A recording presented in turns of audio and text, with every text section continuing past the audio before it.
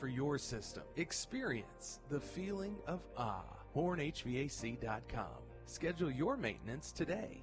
The following is a paid program and does not necessarily reflect the views of WSIC. I want to see the kind of industries that are opening up. This is Local Biz Now with Joe Vagnone, where your business matters. Local Biz Now. You have to determine what is working, what isn't working. Joe Vagnone is a respected business broker, helping individuals buy and sell businesses. Joe has successfully owned and operated many companies in a variety of industries. This is Local Biz Now. Biz Now, because your business matters. Yeah. You are listening to the #1 live talk business show in North Carolina, coming to you from the brand new Burner Cigar Studio, home of finest premium cigars and cigar smokers in the world. Premium cigars, great people. Life is good at Burners. Please go on by there and check them out. And your first cigar is on me. We hope to inspire, inform, and entertain you, because that's what we do here at News Talk WSIC. This is 105.9 FM, 100.7 FM, 1400 AM. I am Joe Vagnone, and your business matters. We've been doing this show going on 11 years. We have well over 800 small business owners and community leaders that we have interviewed. We have well over 655 videos on my YouTube channel. Go to Joe Vagnone, Business Broker, and please subscribe to that. Again, Joe Vagnone, Business Broker on YouTube. We have well over 650-something interviews that we have done. A lot of educational stuff, a lot of fun stuff. We've broken it up for you so you can find what it is that you're looking for. And if you subscribe at the end of every show, we will send our segments, because we try and break up the show into interviews. We will send those to you if you wanted to watch those again. So go again, please subscribe to Joe Vagnone, Business Broker on YouTube. We would appreciate that. Also, we are live on the book, live on the tube, live on the X, live on a pod.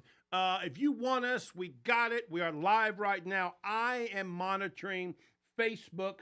It is the one place that you can communicate with me live if you want to. Also, we are live on the air, on the radio as well. So if you've got something to say, want to contribute to our conversation, I'll be more than happy to keep an eye on Facebook and try and let that be part of the conversation. Now, those of you that know Local Biz Now, I try and have a co-host every single week. This week, it is Brian Kennedy. You might remember him. He was on the show earlier this month, which makes it a record.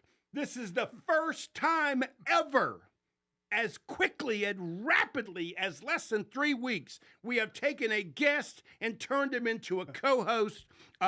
Well-deserved. Brian Kennedy, founder and president of Brian Kennedy Global Coaching and Consulting. Brian is your catalyst for transformation, igniting personal and business growth. Most of you remember him. I was interviewing him with Cherie DeMeo, and we really thought a lot of him. Here's the truth. Julie thought a lot of him. And so Julie wanted him to fill in for Cherie. Cherie could not make it here today. So, Brian, my friend, thank you so much for being here, buddy. Well, I appreciate that, Joe. And obviously, I'm an overachiever being back so quickly. You certainly have success. You know, it's not easy to get me and Julie to change up what we do. You know, we've been doing this 11 years. We kind of got a rhythm going here. So to throw you in quickly as a co-host is a rare thing. I want you to know that. Well, you said if I reached out to Julie and she liked me, that's right, I could become a co-host. So when I wrote her the email, I said, so Joe said, if you like me, I can be a co-host. Would you like me, please, please? that second please must have did it. So thank you so much, Brian, for being here. We really do appreciate it. For those that missed the first interview that I had with you, remind everybody again what Brian Coaching Global and Consulting does. Kind of give us a give us a touch base on that a little bit. Well, we primarily reach out to two types of people: small business owners, somewhere between 2 and 10 years. They're either realizing they didn't know as much as they thought they did, or No, you mean us small business people act like we know something we really don't know? No, I know it's a blip on the screen, but it does happen. And I was a basketball player, so I'm used to not making the basket every time. So you've got that.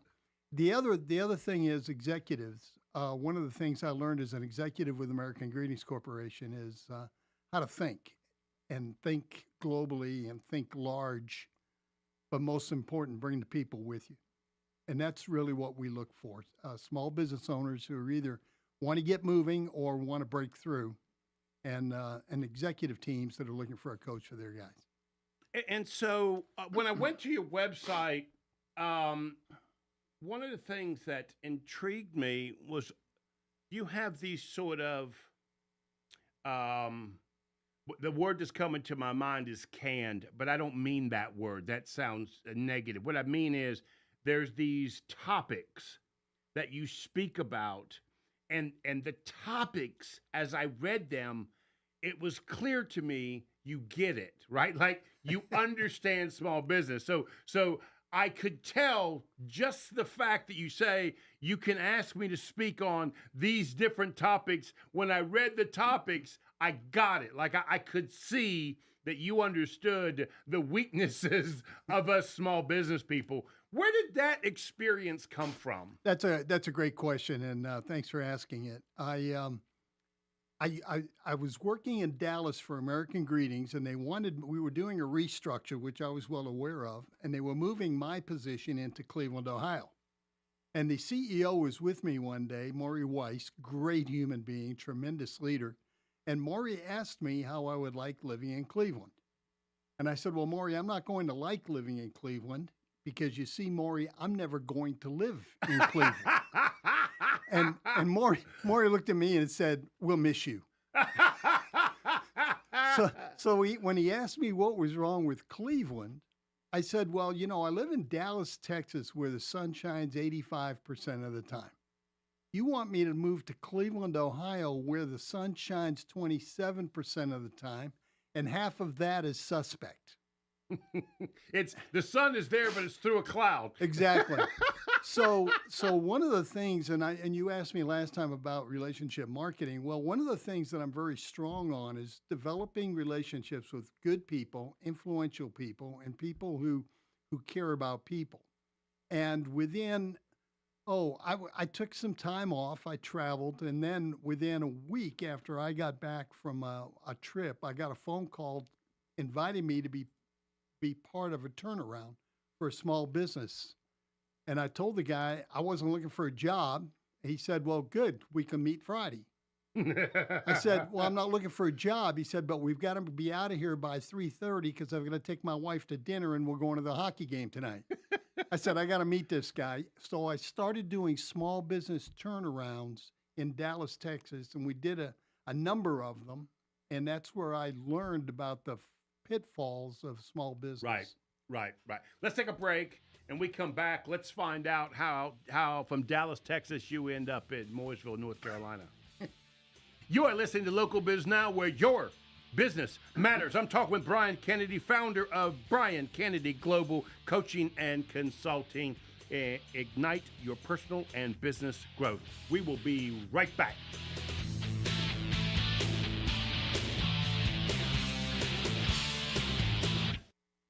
We'll return to more of Local Biz Now with your host, Joe Vagnone, after these messages on 105.9, 100.7 WSIC. Well, here comes a new week, and here come the chance. Have you upset him? I don't think I did, but your guest is here. Would you like to speak with him? I don't need to speak with him. I just need to make sure you're pleasant to him and nice to him. Don't scare him off. I'm doing my best. He's sitting there very politely. He's a big deal, I know. All your guests are big deals. See, now, that's where you know, Joe. That's where you know he went too far, right? That he just went too far right there. I'm a deal, Joe, but I'm not much of a deal, Joe, but I am big.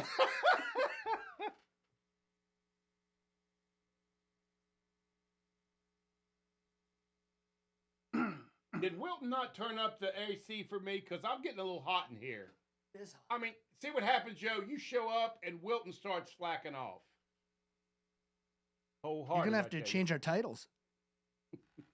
Flip them around. No. Whoa. No. That's not going to happen. Now, come on. I'm going to take back one of those Slim Jims for that. Wilton should have known better. He turned it down. Late, but he turned it down. That's all right. That's what happens when you up all night with a brand new baby. You don't think right.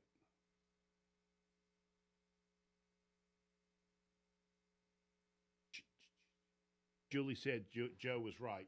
All local biz now, yes, are big deal. Got 1 minute. Brian, she likes you. I don't know what you did to Julie, but she likes you. And all it's been is emails. Maybe it's I don't know. I don't know what it is. Brian, it might be because you said yes. You make her life easy, and she likes you. You said yes. That it don't take much. Every time I start an email, I started with 2 words. Thank you. Okay. I need a cheat sheet so I know how to answer the next questions. But other than that, no, we're good. You can't get that from me. Well, you let Wilton know I'm probably going to need some oxygen. It's so hot in here. Wilton, there's no account, right. no good for nothing. All right. 15 seconds. Here we go.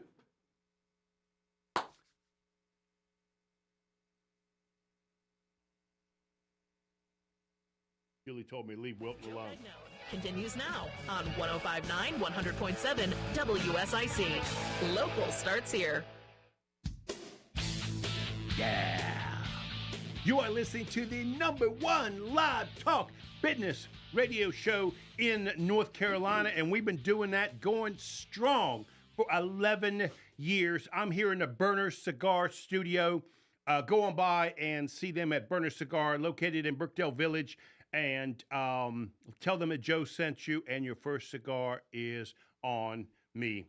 You are listening to News Talk WSIC, where we hope to inspire, inform, and entertain you, because that's what we do here at News Talk WSIC. This is Local Biz Now, and I am Joe Vagnone, where your business matters. I'm here with Brian Kennedy, founder of Brian Kennedy Global Coaching and Consulting. Brian, we were talking before the break that you were kindly asked to leave the building and either leave or go to Cleveland. You chose to leave, and that was in Texas. So you don't got to go back to 1962. But how did you get from Texas to Mooresville?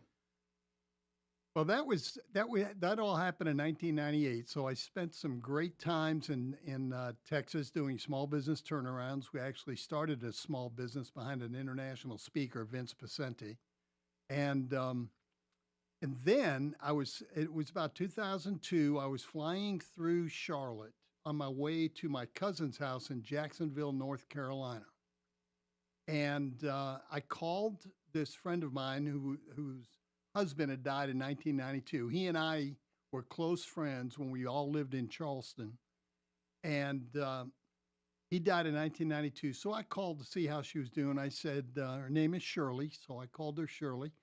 And I said, Shirley, I'm flying through Charlotte and have a 3-hour layover. Why don't you come up and buy me lunch? And that was a heck of a way to ask for a date. How'd it work? Well, that probably explains why I had dated probably 15 or 20 women, girls in school before I ever went out before a girl ever went out with me the second time. Maybe that was part of it. I don't know. But she said, sure, I'll come up. And of course, I was a gentleman. I bought lunch. That's right. I bought lunch. We had a great time. So I said, I've really enjoyed this. Can I call you? And she said, sure. So I did. A year later. And then we started. Well, you waited a year to call her back? I'm shy. So we started a long distance dating around 2003, and got married in 2006 in Charleston. At the time she was living in Jacksonville, North Carolina. I said, "How do you think how do you think you're going to like Texas?" She said, "Do I need a divorce lawyer?" So that's how I got to North Carolina.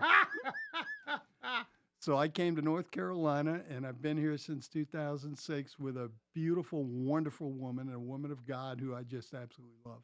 You made the right choice. Absolutely. Good. Absolutely. Okay. Now that you have informed me at your lack of skills with the ladies, okay, Yeah. I'm going to warn Julie that she might get a phone call 2 years from now. That don't be surprised. It could take some time for you to say thank you. You sent me an article that said 5 questions the most interesting people will always ask in a conversation. Right. And I read the article, and it surprised me that you liked this article, right? So let's talk about this a little bit, because it was on Inc. magazine, or Inc.com, and it goes through some questions. Let's go through each question and tell me why you like these questions, because I got to be honest with you. Just because it comes from the Google doesn't mean I'm going to agree with it, you understand? Oh, me either. Okay. Me either. But this goes back to the question you asked me when I was here last time about relationship marketing and how relationships help in that. Right. And also, you were very good, if I remember correctly, on the networking aspect, helping people get through the networking. Small business people always have trouble showing up for the networking. So let's go through these questions, okay? Sure. The first question, you like this, is what's your story? Yep. Correct? Yep. I got to be honest with you. I hope so. If I'm sitting in the lobby of the networking group and you walked up to me and said, "Hey, man, what's your story?" I don't think I'm going to give it to you. Well, well, number one is I like the question, the premise of the question. Right. I wouldn't give you my story either. I don't know you well enough. Okay. All right. But the premise of the question is this. Most people go to a networking event or even a wedding, and they meet somebody, and the first thing they want to do is tell the other person how great they are. Right. But to establish... Because it's important that you know I'm superior, right? I mean, and I need to get that out as soon as possible so this conversation goes in the right direction. Yeah, you made that very clear out in the lobby. But, only kidding. But that's the tendency that we have. Right. We want to make sure you know how good I am, so that if you need me, I'm here. Treat me special. Yes. Let me tell you why. Yes. Okay. But too many people, and this is the biggest part, is that too many people want to make it about themselves. Right. When the other person will talk all day long about their favorite subject. And we all know what it is because it's the other person wants to talk about themselves. Right. But we feel this thing about, well, if they don't know me. But if you want to be... If they only knew me, they would know that I'm their favorite person. Yes. Yeah, that's the tendency. And all I need to do is talk enough and convince them sooner or later that Joe's going to like me. Exactly. And the counterintuitive part is make it all about them. Right. So the most interesting person in the room is the person who says, "Hi, I'm Brian Kennedy with Brian Kennedy Global. How did you get..." I asked this question this way. Right. How did you get here tonight? I mean, what is it that brought you from where you started in life to where you are now? And they're just amazed anybody asks that question. Right. And they'll start talking. And and there's so all kinds of points I don't have to that you say, make. what's your story? No. I'm just, the point is, ask them, I got to act like I care about what Joe really thinks. Exactly. Okay. Exactly. Okay, gotcha. Okay. Exactly. Okay, next question. What makes you smile when you get up in the morning? There's not a chance on any Tuesday I'm asking that question. You understand? Explain that one to me. Well, I like the premise of that one too. And instead of a smile, I said, what gets you out of bed in the morning? Oh, okay. Okay. All right. Okay. Now, if you've got a real purpose in life, it'll come quick. Yeah, exactly. And you'll be smiling when you're getting out of bed. Now, the first thing I do in the morning is I wake up, albeit surprised, And I got another day.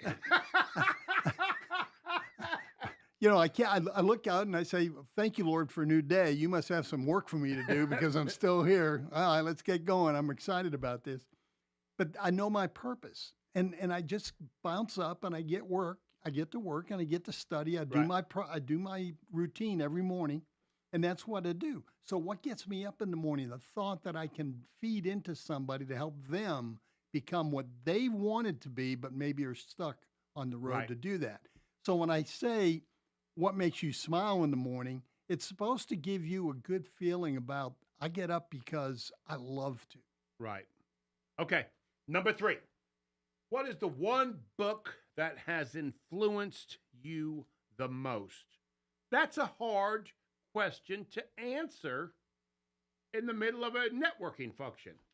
I'm beginning to think I'm now on a job interview with Brian. Well, if I ask the questions in order without having discussion and dialogue or even taking another path, what the article doesn't say, and what I didn't say because I didn't write the article, but I would say it here. Oh, I can. Yes, I will. and that is every answer you give me creates new questions. I might never even get to number 2. Gotcha. But the thing has to be a conversation rather than an interrogation. Okay. And when I have a conversation, it's an education. God, I could have been a Baptist priest. Okay. Number 4. What absolutely excites you right now? Yeah. I would say leaving this conversation because I feel like it's interrogation. Then I didn't do my job. Okay. You messed up on me. If you hit me by number 4, you lost me. Probability is yes, but that same question will be answered in our discussion. Gotcha.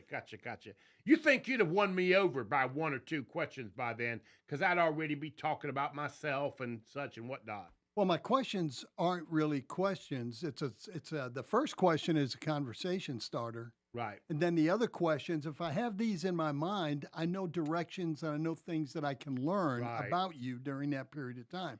So even though the article's saying 1, 2, 3, we wouldn't go 1, 2, 3. God, no, I hope not. Okay. Got it. Number 5. What's the most important thing I should know about you? Now, this question I actually like. How do I ask it better?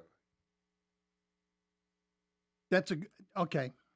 What is the most important thing I should know about you? Look, Joe, they should have told me by now, right? Well, yes, but I want you to pull it out for me because I don't want to mistake it. I'll say, Joe, we've had a great conversation, and I don't know. I've learned a lot about you. What's the one most important thing I should know? And if you've told me, you're going to go back and emphasize it. And if you haven't told me, you're going to tell me something else. Now, there's also a 6th question that I bring in. Oh, okay. And Special bonus question. Bonus question. You got about 40 seconds. Give me that bonus question. I can do it less than that. I hope. I learned this from John Maxwell. He asked a question of a guy one time, a school principal. He said, who do you know that I should know? Asking that question of a high school principal led him to a relationship of 25 years with John Wooden. Oh, really? Wow. Okay. All right, you got me. Okay. All right. 5 questions you should be asking when you're doing some networking. Give it some thought. You are listening to Local Biz Now, where your business matters. We're going to be right back.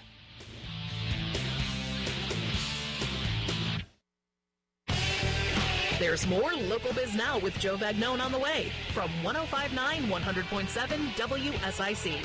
Local starts here. Okay. He did it on purpose. He tried to scare me.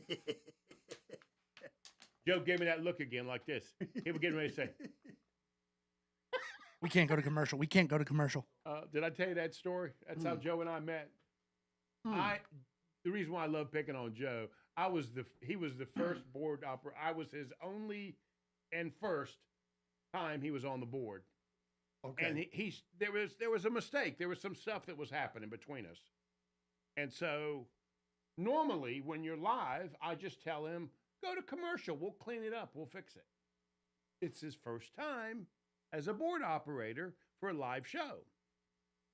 The show is live. Things are messing up. I looked at him. I said, hey, Joe, let's go to a commercial. Now we're live. He looked at me like this. I said, Joe, let's hit a commercial. What do you mean? He said, and now I'm dying laughing, right? You know, and I feel for him. Now I officially feel for him, right? So I do what I can to keep the show going. But, you know, listen, that was a year and a half ago. I don't let him forget it. You understand? Oh, I wouldn't either. I wouldn't either.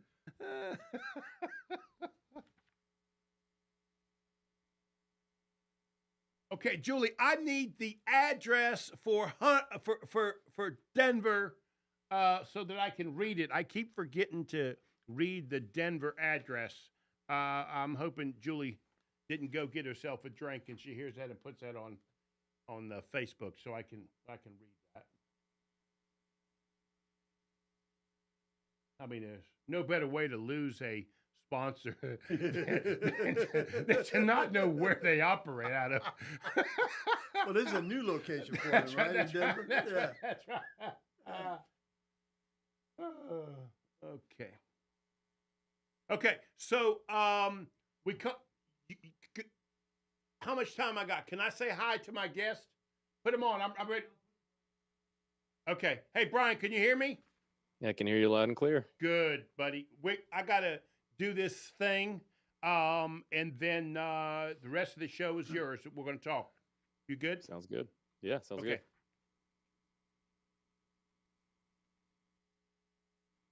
All right. If you haven't noticed, the live radio thing does kind of throw a kink in it time to time. Yeah. Yeah. Which honestly is all I've ever done. I mean, I haven't done anything else. Ooh. There he is. Here he is. I'm gonna hold up the sign. I bring Okay. for you to see it. Okay. Okay. Just be holding up the Okay. Thank you, JoJo. sign. We're back in 30 seconds. Oh, there. Julie did it.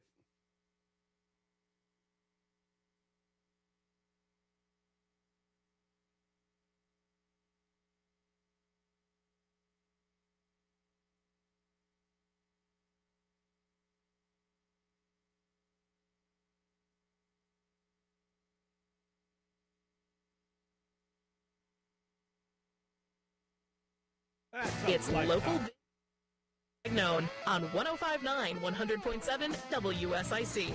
Local starts here. Yeah. You are listening to the #1 live talk business show in North Carolina, coming to you from Burner Cigar Studio, home of premium cigars and exceptional cigar smokers. Life is good at Burner Cigars. Go by either one of their locations, Birkdale Village. Go on by there, tell them Joe sent you. Or their newest location is on North Carolina 16 in Denver, North Carolina. Go on by there. Fire it up, JoJo. Ready to ignite your week? I'm Josh Johnson, and I've seen my fair share of sparks as a firefighter. But the kind of sparks I'm talking about at Burner Cigar are all about flavor and enjoyment. Don't miss our pick of the week. Your taste buds will thank you. And so those of you that are on Facebook or YouTube or podcast or any of the other places, I am holding up a sign that says, this cigar is on Joe. I know it looks a little silly, but here's the point. Go on by Burner Cigar, hold up this sign, drop it on your social media, and I'm going to buy your cigar for you. We're going to do that in both locations. We really appreciate Burner Cigar being our sponsor, and we look forward to you going by their newest location on North Carolina 16. Burner Cigar and all the great people at Burners, we thank you for being that sponsor with us for such a long time. Thank you so much. And so now you are listening to the #1 live talk business show in North Carolina. I am Joe Vagnone. This is Local Biz Now. You are listening to 105.9 FM, 100.7 FM, 1400 AM live, where your business matters. Right now, I have a co-host, Brian Kennedy, is the founder of Brian Kennedy Global Coaching and Consulting. Brian is your catalyst for transforming, igniting personal and business growth. Brian, thank you so much, buddy, for co-hosting. I appreciate it. Oh, it's been my pleasure, Joe. So now I'm going to introduce another Brian. So don't get confused, okay?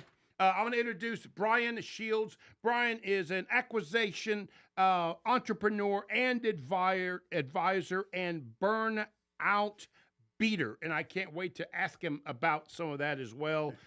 Brian is coming to us from, is it California, my friend? That's right in Los Angeles. Brian, thank you so much for doing this. I really do appreciate it. Just so you know, we are live on the radio. We are also live on Facebook and YouTube and that sort of stuff. So I'm gonna try and get as much as I can in. Whenever I tell you we've got to go for a break, it's because we got a commercial we got to hit. So we're gonna try and do that. But first, I want to ask you, Brian, how did we meet? Because this is the first time you and I are actually spoke. So do you know how we got together? Yeah, so I asked my podcast team to find the best business brokers and their shows, if they have them, around the country, and your name came up. And so I listened to a few episodes on YouTube, and thought it would be a good opportunity for us to connect. So I'm here to chat about buying businesses because you're a guy who knows that. So thank you for that. I appreciate it, Brian. I also went to your website to check you out, make sure if you were worthy of being on the #1 business show in North Carolina, you understand? And I started reading your website, looking at all of the stuff you have done, and I thought, man, this guy is going to be great. And then I clicked on the website page, and I saw you look like you're 12 years old. So I thought, there's no way this 12-year-old has done everything that I'm reading on this website. So I want people that are listening, now you don't got to go back to 1962, but kind of give them a rundown of some of the things you've done. Because buddy, I got to tell you, man, you have lived several lives in a business setting. So just kind of touch on those, because I want people to know the depth of your experience. Yeah, sure. So thanks for that. What I hear from that is that I qualify as a big deal. There you go. For that. I'm going to make sure to let my family know that, and they can treat me accordingly. It doesn't matter. They're not going to believe it anyways. You understand it? You're not wrong. You're not wrong on that. You're not wrong on that. I've been married almost 11 years. Yes. I get it. That's right. So I'm originally from Houston. So, shout out to the Texas people on the call. If it's not more confusing to have two Brians who are from Texas. I'm from Houston. I went to college in Atlanta at Morehouse College. And while I was there, I got recruited into an investment banking firm you might have heard of called Lehman Brothers. You've probably heard of it because it's not around anymore. I was at the private equity group there. I went to go work at a private equity firm, and that kind of kickstarted like the first phase of my career, which I like to think of as figuring out how money is actually made. And so being on the ownership side of the business and the table, I really got to understand when people have millions and billions of dollars at risk, what level of professional focus they bring to making sure that the business is successful. Did you like that level of big business? Because, very few people get up to that thin air, Yeah, it was definitely a special place. I will say that it taught me a lot, right? Like I worked my tail off. One summer, I was in the office from April until September, and I did not walk outside during sunlight hours at all that entire time. I was just working my butt off, and that was a good training ground. What I found and continue to find is I just like talking to normal people and like having a real conversation about their business or their family, or just like coming up with creative ideas to think about how to solve problems. And it doesn't have to be as uptight or as stressful as what my training ground was. But without that training ground, I wouldn't be where I am today. Right. Okay, yeah, I didn't mean to interrupt you. So Lehman Brothers, and then after that, where'd you go? Yeah, I was at this firm called Welsh, Carson, Anderson & Stowe. It was a private equity firm that did healthcare and technology and business services investments. So I actually did all of the deals that the firm did during the Great Recession, not because of any like special skills I had. I just happened to be right place, right time. So I was the only one that got deals done. I learned a ton. The most exciting deal of which was actually based in Greensboro, North Carolina. Don't take something away from yourself, man. Let me tell you something. If you're doing deals in that environment, you're a big deal. You understand that? That's not easy to do. I tell people that my resume says I've done $4 billion of transactions, and so it's like I've done a lot. I've not slept a lot, that's for sure. And it's funny because, like, I know you touched on the burnout beater thing. That played a role in it. So we can come back to that if it's relevant. But we bought this company in Greensboro, North Carolina, which actually helped me start the next phase of my journey, which was, how do you actually make money? Like, how is money made? Well, you described it in one of your other interviews, which, by the way, people that are listening, please go to Brian's website. It is a great website. He has been interviewed by some great people. That your website has those interviews on it. It's just great. You describe this as understanding where the EBITDA comes from. I loved that description when you say, hey, I know how to do the numbers. I know how to add it up, but I didn't know actually where they came from. Talk about that, because it is so true. Yeah, that's exactly right. And I'm sure you experience this too, right? You're a hot shot on like at some finance firm or consulting firm or whatever, and you're like, yeah, I'm putting together slides and I'm doing all this analysis and I've done deals and all this other stuff. And then at some point you're like, if I were to lose this job tomorrow and need to make my own money, you kind of realize I don't actually know how to do that. Like, I don't.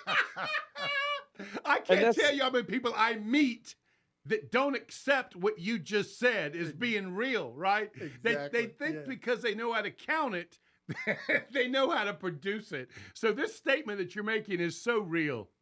Yeah, it's to your point, like I would articulate this to other people. And one memorable story, one of my buddies said, he was like, listen, man, I know where I belong in this ecosystem. I just want to get on a plane, get on my private plane, go to whatever company we own, have a board meeting, get back on my private plane, and be back in time to have dinner at like Nobu or Crusade or something. And I was like, at least we're clear. At least we're clear. Well, in my world, that statement doesn't exist, so we laugh. But there are worlds that does exist.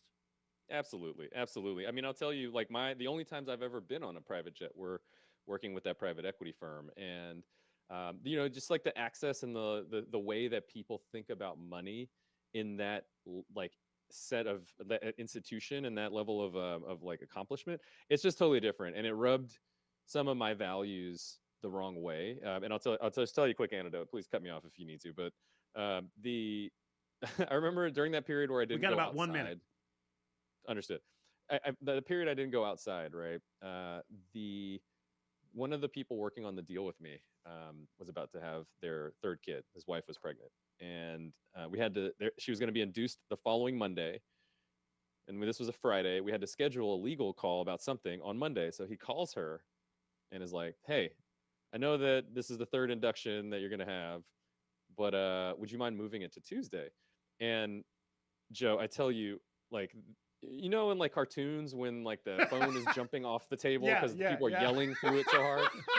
Like that's kind of what was happening. She was like cursing and like, why did he have to pick up the phone and like talk her down? Let's go to break. We'll come back. We'll pick this up. Totally. You are listening to Brian Shields. He is an exceptional person where your business matters. We'll be right back in here for Brian Shields. We'll return to Local Biz Now with entrepreneur Joe Vagnone in just a moment on 105.9, 100.7 WSIC. Good. Can I talk to Brian? Yeah. Can you hear me, Brian? Yes, sir. Okay. We're on commercial for the live radio, but we are still live on Facebook, YouTube, and all of those stuff. So I apologize cutting you off, but that's what we do for live radio. So pay the bills, man. Pay the bills. If you were here, you would see them pointing to 1 minute, 30 seconds, So when we come back, let's finish your thought process on where you were headed. and then I want to dig into one of the things I really was impressed with, and you probably think it's just everyday life for you, but your skill set and knowledge and experience at this light air, at the top, you know what I mean? And then you've got this experience of actually knowing how to produce the actual numbers. That's a rare treat, right? Not everybody does that. And so I want to talk a little bit about that and how you see the differences and the different choices that people at different levels make, right? And how they come up with that. Because I think the listeners will like that. They will like defining those differences. And you are a unique person to be able to kind of answer that, because most of us, we only see it on TV. Yeah, I hear that. I definitely hear you on that. Jojo, how much time we got? 45 seconds. 45 seconds. And you wrap up at top of the hour, right? Yes. Perfecto. Yeah, matter of fact, that's a hard break. So for us, when we get to the top of the hour, that's a hard break off.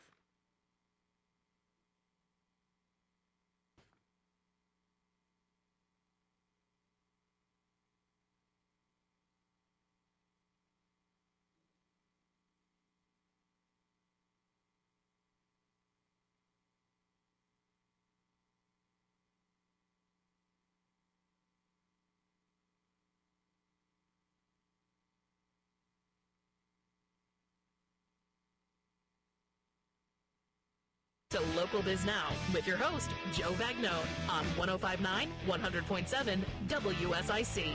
Local starts here. Yeah.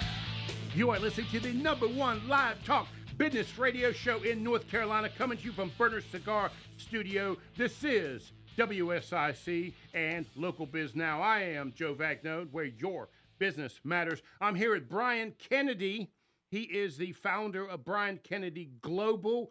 Do not confuse that with my guest in California, coming to us live, Brian Shields. He has a website, Brian Lee Shields, and I really encourage you to go there. There's some good information on there, and it's just an inspiring website to sort of get an idea and a vision of where Brian Shields has gone. Brian, my friend, thank you so much for being here. I really do appreciate it. No, it's my pleasure. I'm excited. So you were describing sort of the height of being at Lehman Brothers with literally sounds to me like your time wasn't your time, right? It sounds to me like they were dictating every moment of what you're going to do. Listen, when you're at that level, as a partner or an associate or anything in between, you are 100% captive to the capital you've raised. And the firm I was at had $4 or $5 billion under management in one fund, not all of their funds, just one fund. So you can imagine the pressure that puts on the team to make sure that they get it right, consistently, and that there's no time wasted. So I still have a bad habit of checking my phone like every 5 minutes because I think somebody's emailed me and needs something right now. When they emailing you, was it the actual people with the money that were wanting to make contact with you, or was it your bosses that were doing this? Like, who was putting this pressure? Oh yeah, so I mean, it like stuff rolls downhill, right? So like, I got messages from my boss, and it could range from, "Hey, can you update these financials or this analysis?" to, "Hey, we're in this meeting and we really need a coffee for this person whose company we're trying to buy. Can you just run out and go get it?" And I was like, "Whatever you need, man. this paycheck looks real good. I'm just going to do what I need to do." That's right. Okay, so let's move past that, because this is a small business show, right? So I want to bring it down. I listened to some of your other interviews, and the way you describe you learning what small business is all about was intriguing to me, right? We all go through it at some point. Listen, Brian, you and I don't know each other. I got a tagline, baby. I have bought and sold, owned and operated more small businesses than anybody you're going to meet. And when I make that big, bold statement, right, especially to a guy like you that's been around the block, and nowadays, I made that statement 25 years ago. Now there's Shark Tank, and Profit TV, and all that stuff. So I get it. There's a lot of people, but just the statement makes you think he kind of knows, right? He's been around the block. And so very few people impress me, right, when I start doing some research. And you did, and it's because of your skill set to merge large corporate information and knowledge, right, and small business that you learned hands-on, Can you talk a little bit about that and the differences of choices and decisions? Because very few people realize there are different viewpoints, vantage points, which means you make different choices when you have a lot of cash or if you're a small business people and we don't have that cash. Can you talk a little bit about that? Yeah, I would love to. I mean, just as a recent example, I was looking at acquiring this, $50 million revenue business with that private equity firm I used to work at. And we were having a conversation about it and like, hey, they make this much a profit or whatever. And the team asked me, hey, so if you took over this business, what investments would you make, right? And I started talking about it from the amount of cash flow that the business made. And they said, cool. Now think about it. If you had an extra $10 million, what would you do with that? And I was like, give me a day. Let me sleep on that.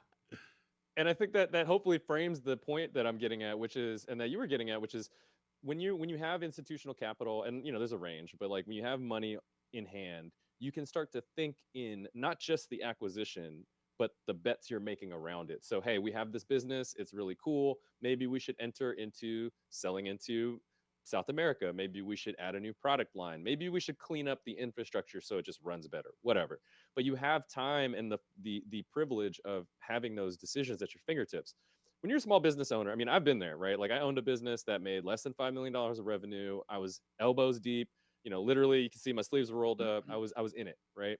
And the decisions you make there can sometimes feel like this is what I have. Like I only have as much money as I'm bringing in, and maybe on a monthly basis. And so your ability to think longer term maybe gets stymied a little bit, and you don't have the ability to step out of the business and just look at the big picture to start directing your time and capital in ways that could be more productive. So you can get stuck, and it's tough. Marrying those two relationships and perspectives is tough because, like you said earlier, when I was in that ivory tower, I had no idea how money was made. And like now I understand and respect the entrepreneurs who have started and sustained these businesses because making money is hard. So and it takes a calculated risk that you don't understand if you already have all that cash, right? When it's your dollar, that's a whole lot harder to want to reinvest it after you just figured out how to make it, right? So there's a completely different view of how and when to reinvest, which we know we all have to do. Yep, that's exactly right. I mean, I'll tell you, just talking through this, I'm sweating.